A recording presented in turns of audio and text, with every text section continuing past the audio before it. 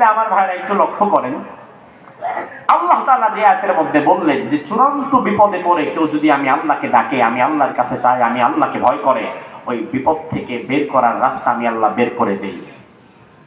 আল্লাহ তাআলা বিপদ থেকে বাঁচাবার মতো রাস্তা আউফ বিন মালিককে বের করে দেন নাই? এরপরে দ্বিতীয় অংশে আল্লাহ বলছেন, কেউ যদি অভাবের সময় আমি আল্লাহর কাছে রিজিক চায়, এমন জায়গা থেকে রিজিক দেই যার কল্পনাও তার ছিল না। 4000 ছাগল আর 100 উট কোন জায়গা থেকে আসবে তার কোনো কল্পনাও সালিম এবং আউফ বিন মালিক করে নাই, কিন্তু সেটা পাঠিয়ে দিয়েছেন কে? এরপরে আল্লাহ বললেন, কেউ যদি আমি আল্লাহর প্রতি ভরসা করে, আমি আল্লাহ তার জন্য যথেষ্ট হয়ে যাই, আর কিচ্ছু লাগবে না। আল্লাহ যদি যথেষ্ট হয়ে যায়, দুনিয়াতে আর কোনো সমস্যা থাকবে?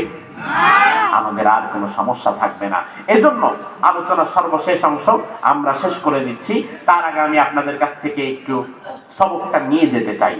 আমরা আজকের এই কোরআন সুন্নাহ ভিত্তিক আলোচনা থেকে শিখলাম, চূড়ান্ত কঠিন বিপদ আপদ যখন হবে তখন 3টি আমল করা লাগবে।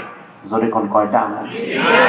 1 নাম্বার ধৈর্য ধারণ, 2 নাম্বার তাওয়াক্কুল আল্লাহর প্রতি ভরসা, আর 3 নাম্বার লা হাওলা ওয়ালা কুওয়াতা ইল্লা বিল্লাহ।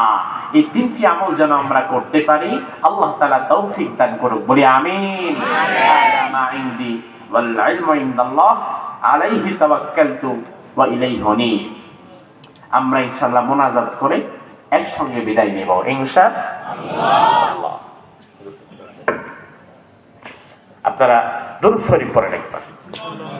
اللهم صل على محمد وعلى آل محمد كما صليت على إبراهيم وعلى آل إبراهيم إنك حميد مجيد اللهم بارك على محمد وعلى آل محمد كما باركت على إبراهيم وعلى آل إبراهيم إنك حميد مجيد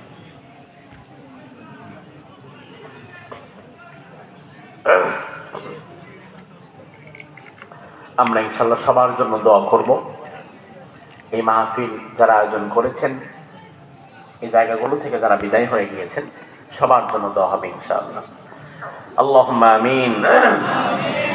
লা ইলাহা ইল্লা